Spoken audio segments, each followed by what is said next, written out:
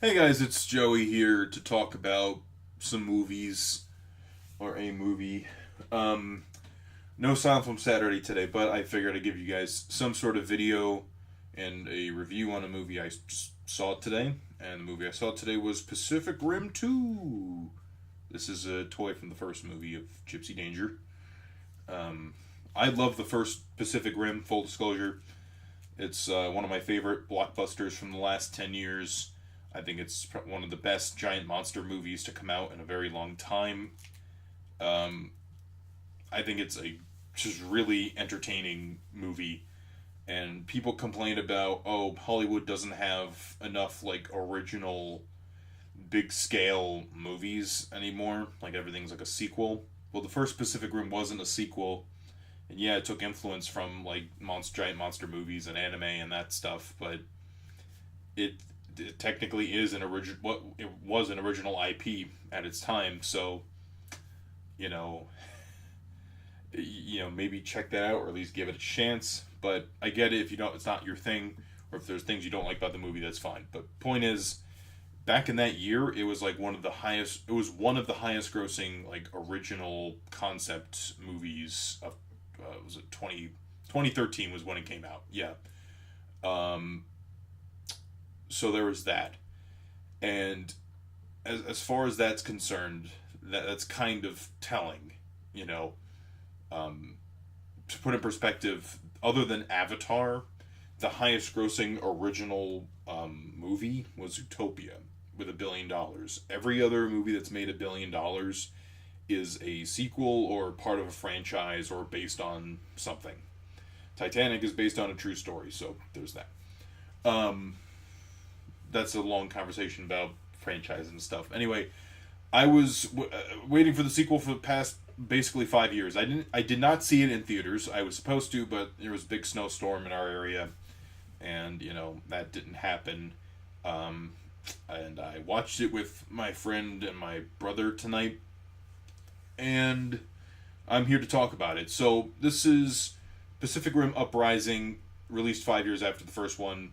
The story takes place 10 years after the first one, and we follow Idris Elba's son in this movie, played by John Boyega, who you may know as Finn from the new Star Wars movies. He's in this, and he's our main character. He gets himself into a lot of trouble. He's kind of a party animal. He steals a lot, but he had great potential to be a Jaeger pilot. At one point, he finds himself caught in a Jaeger of stolen parts with this other this other girl, Amara, I think her name is in the movie. I don't know what the actress's name is, but more on that later. So basically, they're taken to one of the Shatter Domes, and they're put back into the Jaeger force. Where basically John Boyega helps out one of his former partner in crime, played by Scott Eastwood, and there's typical military dynamics in a movie, whatnot, the training camp. Amara, the girl, is probably the most interesting character in the movie, at least as far as the new characters go. Definitely, she's having a hard time adjusting to the drift, because if you're not familiar with Pacific Rim, you need two brains to control a Jaeger, and you need to be able to mesh with your co-pilot. And she's not having it at all in the beginning, because she's so used to doing things on her own. In fact, she built a small Jaeger where she could pilot it herself, but she's not able to do it. And they're like, you can't do this. You're not good. Whatever, typical stuff.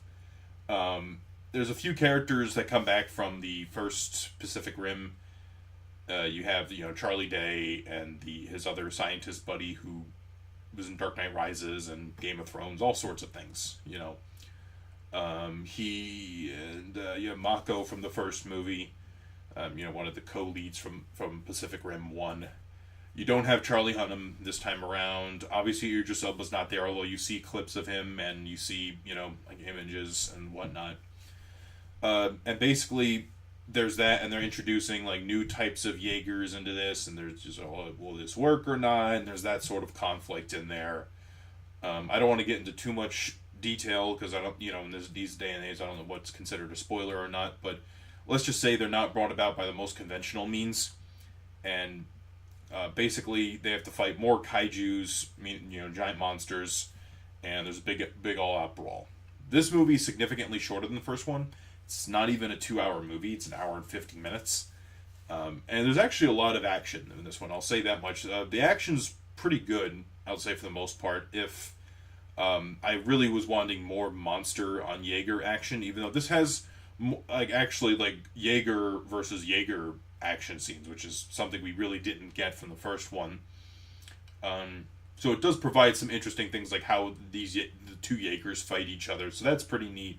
A lot of this stuff's also shot in the daytime, which, I know people complain about the first Pacific Rim, everything in the dark. But this time around, you can see things a lot more clearly, because it's in, broad daylight, practically. And you got more of a variety of different weapons that the Jaegers use and whatnot, so that's kind of neat. I don't like the design of the Jaegers in this movie. Like, alright, this is maybe not the best example, but I really love the design of Gypsy Danger, though. And Cherno Alpha in the first one is like a giant, like, nuclear reactor funnel. Coyote Tango just has like a giant, like, turret thing on his back. Strike Eureka like, a lot of them looked really unique in the first one. This one, they just kind of look like, I feel like I'm watching like an anime, which I guess for some people that's the appeal of it, and that's fine.